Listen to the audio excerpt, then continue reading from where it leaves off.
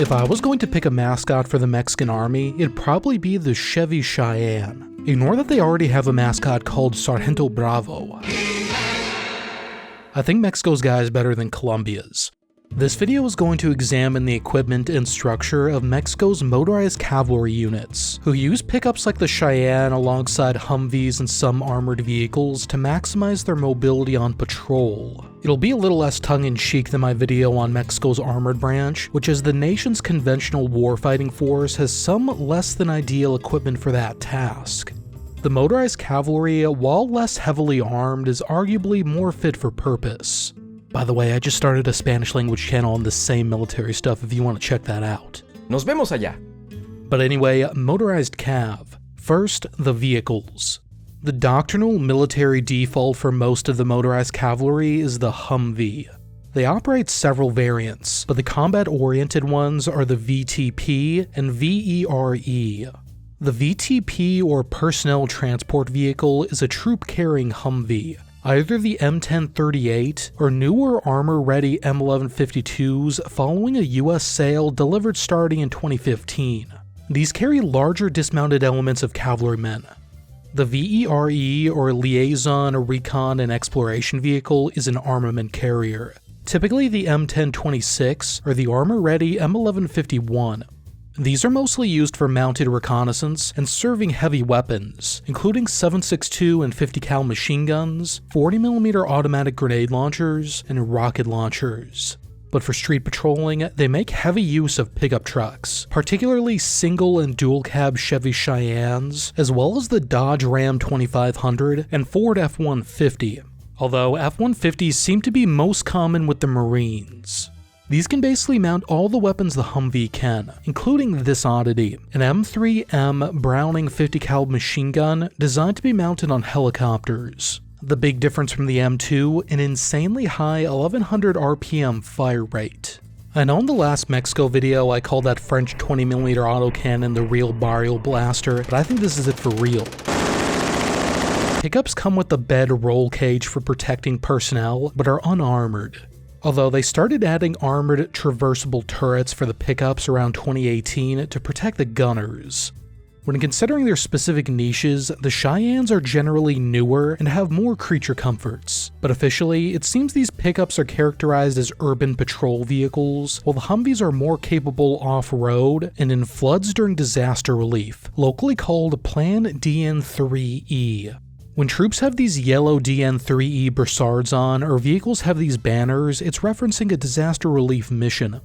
It could seem a little silly using such light, unarmored vehicles against an enemy in dangerous areas, but even the US implicitly knows why it can be logical. The US Joint Publication on Counterinsurgency notes, rigid force protection measures may alienate the force from the population. By traveling in armored vehicles and wearing an assortment of personal force protection items like body armor, the public can get the impression forces are afraid or an area is not secure. Additionally, sequestration of the force from the population may reduce exposure to attack, but inevitably causes the force to become disconnected from the population and reduces its understanding of the environment. Force protection should be balanced with the need to demonstrate that the population is as safe as the counterinsurgency force.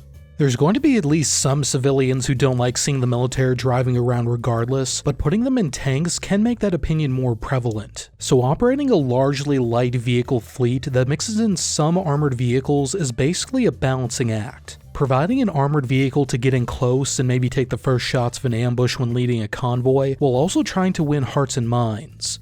I'm also sure the fact that commercial vehicles are cheaper, readily manufactured in Mexico, and easier to drive in a city doesn't hurt either. With 4 million vehicles produced in Mexico in 2023, including big American brands, they make about as many as Germany and South Korea.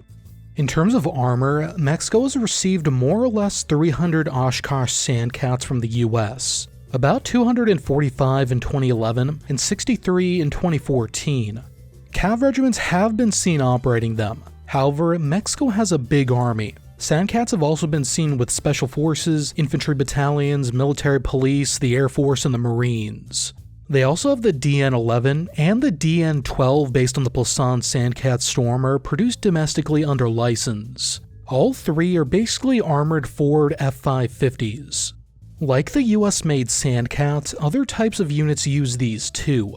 There's also the Cimarron II, which is based on the Unimog and has been seen with the 25th Motorized Cav Regiment on occasion.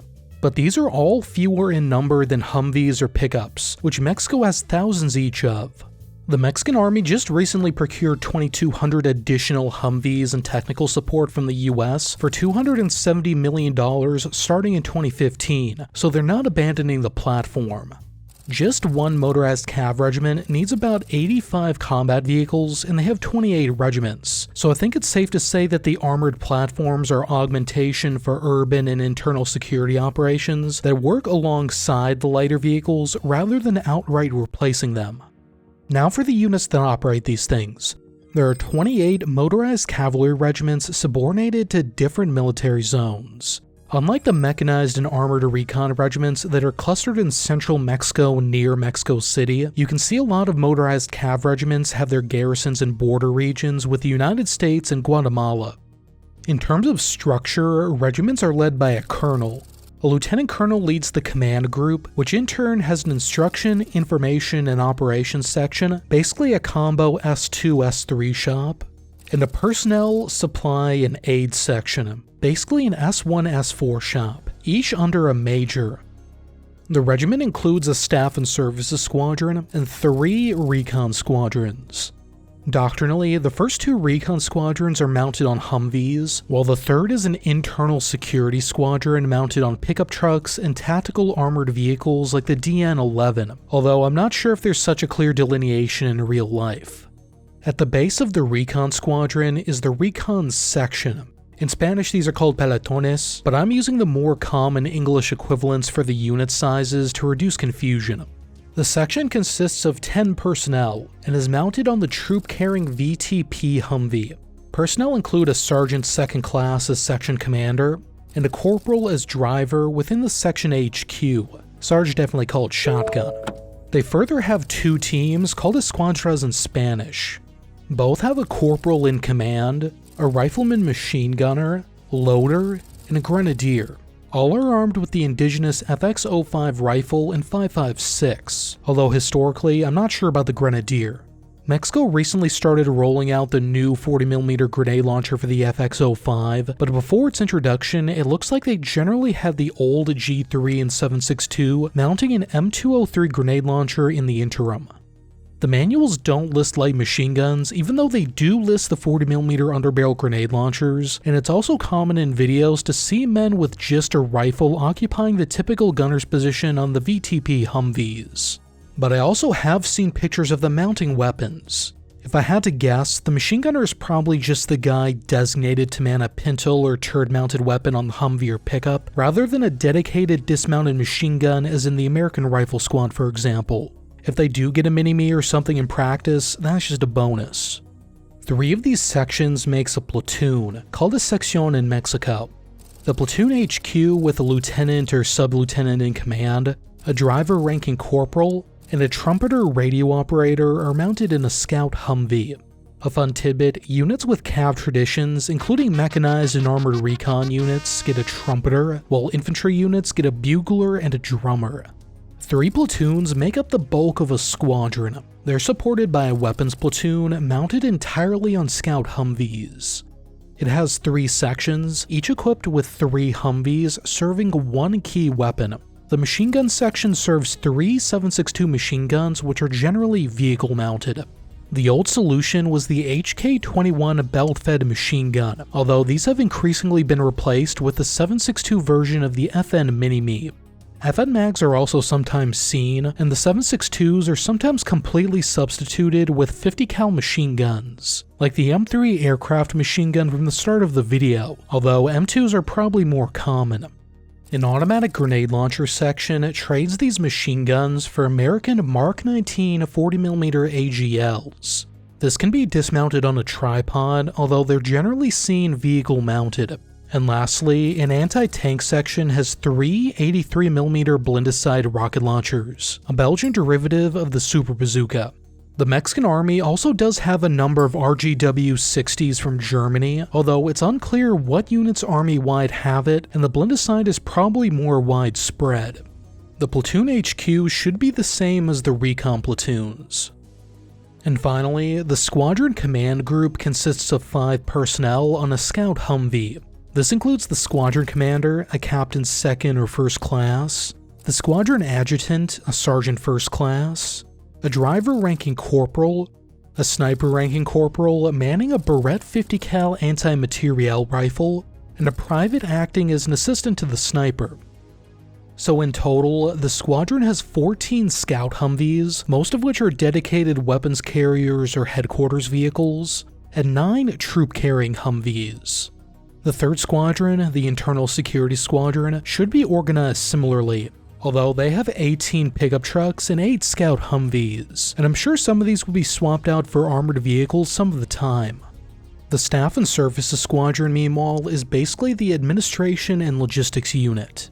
With about 116 troops, it consists of a squadron command group, information and escort section, signal section, medical section, automotive maintenance platoon, quartermaster, ordnance, and facility maintenance sections, and a barber team. I'll pay special attention to the info and escort section because it's the only tactical unit here. Its job is conducting reconnaissance and intelligence gathering, to include examining prisoners of war, bodies of enemies and civilians, distributing information to the unit, making terrain sketches, taking photographs, and providing security to the regimental headquarters. Major pieces of equipment for the squadron include 4 3.5-ton trucks for supply. These are commonly based on the Dodge Ram 4000 or Ford F-350XL Super Duty.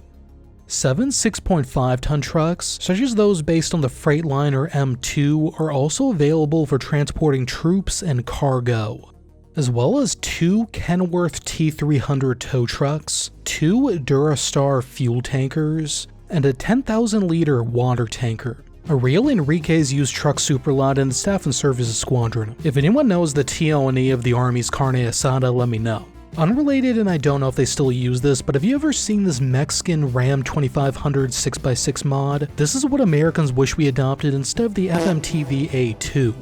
The medical section has 1 VTS Humvee ambulance. Although it's not like an American Humvee ambulance with a box, it's basically a soft-top Humvee that they can fit 2 stretchers in.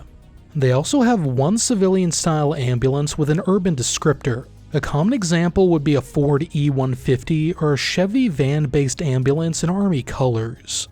They also have 2 scouting Humvees, 2 cargo troop-carrying Humvees, and a pickup truck. Si hablas español y te gustan los videos educativos militares, echa un vistazo a mi nuevo canal en español, Orden de Batalla. Puedes aprender sobre las escuadras Ranger de Estados Unidos, la caballería de carreteras de Colombia y el arma blindada de México. Todo en Orden de Batalla. Allá nos vemos.